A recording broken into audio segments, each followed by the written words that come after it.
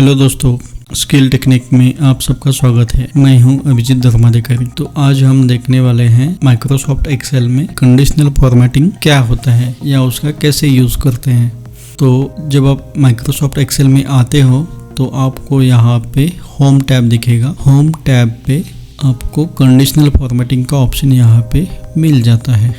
Conditional formatting मतलब अगर किसी सेल को या रो को या कॉलम को आपको हाईलाइट करना है किसी कंडीशन के बेसिस पे, तो हम यहाँ पे कर सकते हैं। तो चलिए हम स्टार्ट करते हैं। सबसे पहले हम यहाँ पे ये डेटा सिलेक्ट करते हैं, फॉर एग्जांपल ये इंग्लिश का। तो इसमें हम यहाँ पे जाएंगे कंडीशनल फॉर्मेटिंग में, हाईलाइट सेल रूल्स। पहले हम देखते हैं ग्रेटर देन। अगर मुझे ये जानना है कि जो मैंने सिलेक्ट किया है डेटा उसमें ग्रेटर देन 60 कितने बंदे हैं। तो जैसे ही मैंने यहाँ पे ग्रेटर देन का ऑप्शन सिलेक्ट किया, आप देख पा रहे हो कि यहाँ पे ऑटोमेटिक एक वैल्यू आया है 64.5, जो ये एक्सेल ने ऑटोमेटिकली कैप्चर किया है। मतलब ये एवरेज का वैल्यू होता है। अगर आप यहाँ पे नीचे देखोगे तो एवरेज है 63.86, जो भी मैंने सिलेक्ट किया है। तो उसके नज़दीक का ही वैल्यू यहाँ पे है। लेकिन हमें देखना है कि किन बच्चों को 60 या उससे ज़्यादा मार्क्स मिले हैं। तो ये मैं यहाँ पे लिखूँगा 60, जो मेरा कंडीशन है, मोर देन 60 का। और यहाँ पे कैसे हाईलाइट करना है उस सेल को, यहाँ पे बाय डिफ़ॉल्ट आता है light red fill with dark red text. उसके बाद दूसरा ऑप्शन है yellow fill with dark yellow text, green fill with dark green text, light red text, और ये बाकी के ऑप्शन है। और हम यहाँ पे कस्टम भी कर सकते हैं। तो फिलहाल हम देखेंगे green fill with dark green text. तो यहाँ पे मैंने सिलेक्ट किया और इसको ओके प्रेस किया। तो यहाँ पे मुझे जिन बच्चों को 60 या उससे ज़्यादा मार्क्स मिले हैं वो यहाँ पे हाईलाइट हो गए हैं। अगर मैं ये पूरा रेंज सिलेक्ट करता हूँ सारे सब्जेक्ट्स का मिलके, और यहाँ पे मैं ग्रेटर देन 60 करता हूँ सिलेक्ट, और यहाँ पे green fill with dark green text, और मैं इसको ओके करता हूँ। तो ये ग्रेटर देन 60 का आ गया है यहाँ पे। ओके, तो आप देख पा रहे होंगे कि यहाँ पे इसने ये डेटा सिलेक्ट किया है एनी। तो बाय डिफ़ॉल्ट वो टेक्स्ट अगर होता है तो वो टेक्स्ट को सिलेक्ट करता है। अगर हम यहाँ पे एनए की जगह पे 0 लिखेंगे तो वो इसको न्यूमेरिक फॉर्मेट में 0 है, इसलिए वो सिलेक्ट नहीं करेगा। ये जहाँ पे एनए है मैं इस सब को 0 करता हूँ। तो ये हो गया। तो हमें अभी ये दिखाई दे रहा है कि इन सब्जेक्ट्स में ये जो 6 सब्जेक्ट्स है उसमें कितने बच्चों को 60 या उससे ज़्यादा मार्क्स मिले हैं। ओके, तो ये होने के बाद मैं ये रूल्स जो है मैं ये क्लियर करता हूँ, clear rules from selected cells. तो ये क्लियर हो गया। तो अभी हम नेक्स्ट ऑप्शन देखने वाले हैं, highlight cell rules that is less than मतलब अभी इसने एवरेज कंसिडर किया है, एक रैंडम वैल्यू लिया है। तो लेस देन अगर मुझे देखना है कि लेस देन 50 कितने लोगों को मार्क्स मिले हैं, तो लाइट रेड हम छोड़ देते हैं और इसको ओके करते हैं। तो हमें ये लेस देन 50 वाले हाईलाइट हो जाएंगे टेक्स्ट या सेल्स। तो ये रूल्स को मैं अभी क्लियर करता हूँ, clear rules from selected cells. अगर हम ये दूसरा वाला ऑप्शन सिलेक्ट करेंगे, clear rules from entire sheet, तो ये पूरे एक्सेल शीट में जितने भी रूल्स अप्लाई हुए हैं वो सब क्लियर हो जाएंगे। फिलहाल तो हम clear rules from selected cells select करते हैं। तो ये क्लियर हो गया। तो यहाँ पे मैं सिलेक्शन करता हूँ, उसके बाद highlight cells that has value between. तो यहाँ पे आप देख पा रहे हो कि बिटवीन के लिए यहाँ पे 2 रेंजेस दिए हैं, मिनिमम और मैक्सिमम। तो हमें देखना है कि 70 to 100 कितने लोगों को मार्क्स मिले हैं। ओके, तो हम इसको ग्रीन फिल करेंगे। तो ओके प्रेस करते हैं तो यहाँ पे आप देख पा रहे हो कि जिन लोगों को 70 से ज़्यादा मार्क्स मिले हैं और 100 तक मार्क्स मिले हैं वो यहाँ पे हाईलाइट हो गए हैं। तो इस सेल्स मैंने सिलेक्ट किए हैं, इसको मैं क्लियर रूल्स करता हूँ, clear rules from selected cells, तो ये क्लियर हो गया। फिर से मैं यहाँ पे सिलेक्ट करता हूँ और highlight rules that has values equal to 58 करता हूँ। ओके, तो इसको yellow fill with dark yellow text करते हैं, format cells that are equal to 58। तो हम ये देखते हैं मतलब किन लोगों को 58 मार्क्स मिले हैं। तो यहाँ पे कुछ कम नंबर आए हैं, तो यहाँ का मैं रूल्स क्लियर करता हूँ, clear rules from selected cells. Okay, तो ये हो गया। अभी हम देखेंगे टेक्स्ट दैट कंटेन्स, यहाँ पे टेक्स्ट का आ गया है डेटा, तो हम ये टेक्स्ट से वैल्यू सिलेक्ट करेंगे और हाईलाइट सेल्स रूल्स, उसमें टेक्स्ट दैट कंटेन्स, अभी हम यहाँ पे एक नाम लेते हैं, फॉर एग्जांपल यहाँ पे संदीप ऑटोमेटिकली सिलेक्ट हो चुका है। तो जो लोगों का नाम संदीप है तो यहाँ पे रेड में हाईलाइट हुए हैं। अगर मैं यहाँ पे रिप्लेस करता हूँ नितिन, मैं प्रेस करता हूँ तो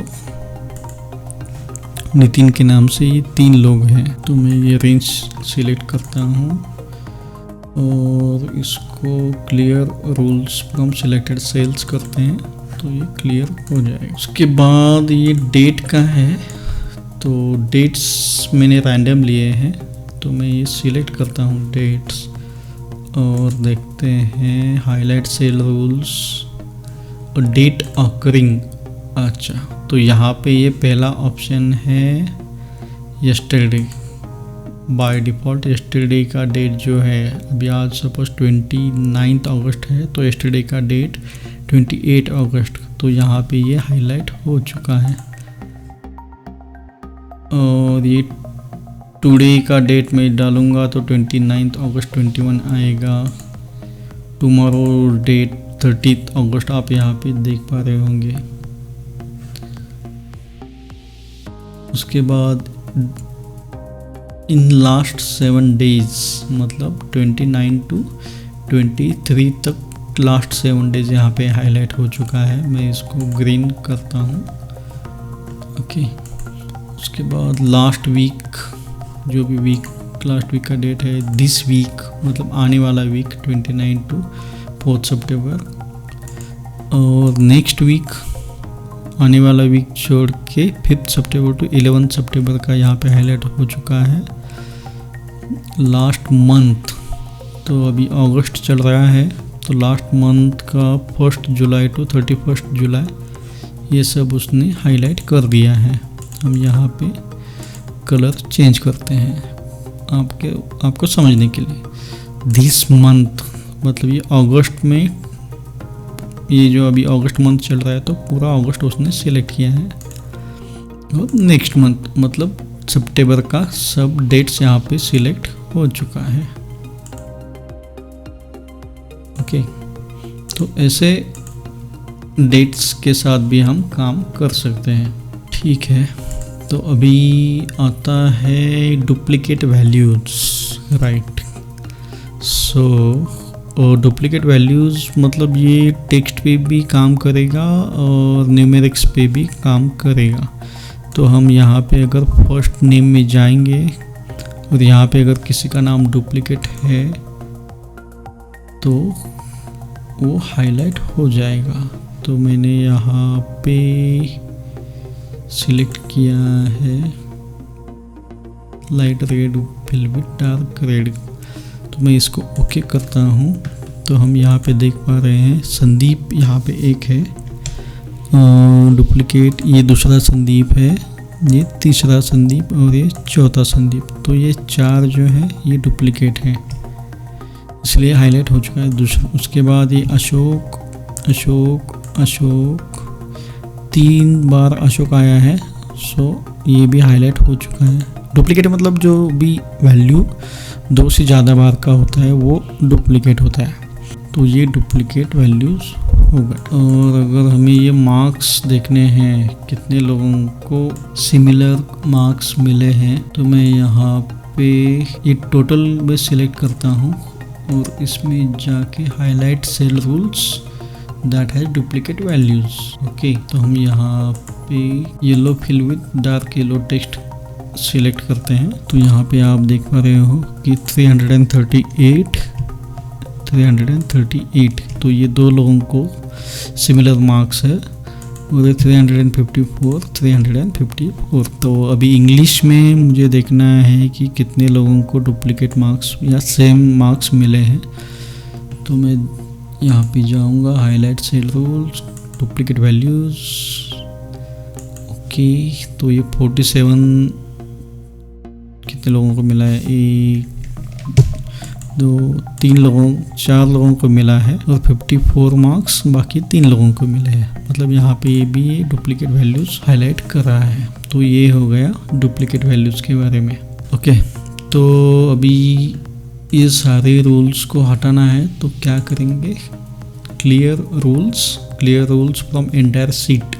मतलब मैं किसी को सिलेक्ट नहीं कर रहा हूँ, मैं बस ये बता रहा हूँ कि clear rules from entire seat. तो ये सब जो भी हमने काम किया था मैं इसको अंडू करके बताता हूँ। जो भी ये रूल्स मैंने सिलेक्ट किए अप्लाई किए थे बेसिकली, तो ये सब रूल्स अलग अलग जगह पे ये सब क्लियर हो जाएंगे। Clear rules from entire seat, तो इसको मैं सिलेक्ट करता हूँ तो ये सब क्लीन हो गया। तो अभी उसके बाद आता है टॉप और बॉटम रूल्स। तो इन सब में हम एक काम करते हैं, ये टोटल लेते हैं, टोटल का वैल्यू सिलेक्ट करते हैं और इस पे हम वो टॉप और बॉटम का रूल्स अप्लाई करने का कोशिश करते हैं। तो टॉप 10 आइटम्स मतलब जो भी टॉप के 10 नंबर्स या वैल्यूज़ होंगे तो वो यहाँ पे हाईलाइट हो जाना चाहिए। हाईलाइट किया है मैंने, तो आप यहाँ पे देख पा रहे हो जो भी मतलब टॉप मार्क्स है, मतलब टॉप 10 मार्क्स। फॉर एग्ज़ाम्पल यहाँ पे मैक्सिमम है ये 464, उसके बाद 434, 435, 410। तो ऐसे मतलब जो टॉप के मैक्सिमम मार्क्स हैं वो यहाँ पे सिलेक्ट हो गए हैं। मैं यहाँ पे क्लियर रूल्स करता हूँ और उसके बाद टॉप 10% ये सिलेक्ट करते हैं। तो मैं इसको ओके करता हूँ। टॉप 10% मतलब जो भी ऐसा मतलब टॉप के 10% में जो भी मार्क्स मिले हैं वो यहाँ पे हाईलाइट हो जाएगा। तो अगर हम यहाँ पे कंडीशनल फॉर्मेटिंग अप्लाई करते हैं टॉप 10% वैल्यूज़, तो आप देखिए यहाँ पे भी 2 वैल्यूज़ सिलेक्ट हो गए हैं, यहाँ पे 97 और 98। ओके, मतलब ये टॉप के 10 मतलब 90 एंड अबाउ 90 to 100 ये जो रेंज है, तो 90 to 100 रेंज के बीच के ये वैल्यूज़ या नंबर सिलेक्ट हो गए हैं। मैं ये कंडीशनल फॉर्मेटिंग को क्लियर करता हूँ। ओके, तो उसके बाद आता है बॉटम 10 आइटम्स। बॉटम 10 आइटम्स यहाँ पे सिलेक्ट करता हूँ और मैं ओके करता हूँ। तो ये सबसे लास्ट से ऊपर मतलब क्या कहते हैं उसको, जिनको सबसे कम मार्क्स मिले हैं वो 10 लोगों के नाम यहाँ पे आए हैं। जो भी लास्ट 10 है तो ये यहाँ पे सिलेक्ट हो गए हैं। उसके बाद आता है अबव एवरेज। तो यहाँ पे अगर हम देखेंगे टोटल मैंने सिलेक्ट किया है ये रेंज, तो ये इसका एवरेज मुझे बताई दे रहा है ये 349.86 मतलब 350। और अगर हम 350 सपोज इसका एवरेज है अप्रॉक्सीमेटली, तो अबव एवरेज मतलब जो भी वैल्यूज़ 350 या उससे ज़्यादा है वो यहाँ पे सिलेक्ट होना चाहिए। तो मैं इसको सिलेक्ट करता हूँ अबव एवरेज और ये हम देखते हैं ओके करके। तो 354, 379 मतलब वही जैसा हमने कहा था 350 के ऊपर वाले वैल्यूज़ सब हाईलाइट हो चुके हैं। तो इसको हम क्लियर करते हैं। उम्मीद है ये आपको समझ में आ रहा होगा। अगर नहीं आ रहा है तो प्लीज़ कमेंट बॉक्स में लिख के बता दीजिए, सो दैट मुझे पता चले कितने लोगों को समझ में आता है या नहीं आता है। तो मैं ये क्लियर करता हूँ। उसके बाद बिलो एवरेज, तो यहाँ पे इसका एवरेज हमने देखा था 350, अभी मैंने ये 59 ऐड किया है तो 350.3 हो गया है। तो 350 के नीचे वाले वैल्यू सिलेक्ट हो जानी चाहिए यहाँ पे। तो बिलो एवरेज सिलेक्ट करता हूँ। तो बिलो एवरेज किया तो इसको थोड़ा कलर चेंज करते हैं। तो हाँ, तो जो भी 350 से कम है वो सब यहाँ पे सिलेक्ट हो चुके हैं। ओके, 350 के आसपास का कुछ भी नंबर यहाँ पे नहीं है, मतलब ये बिलो एवरेज भी काम कर रहा है।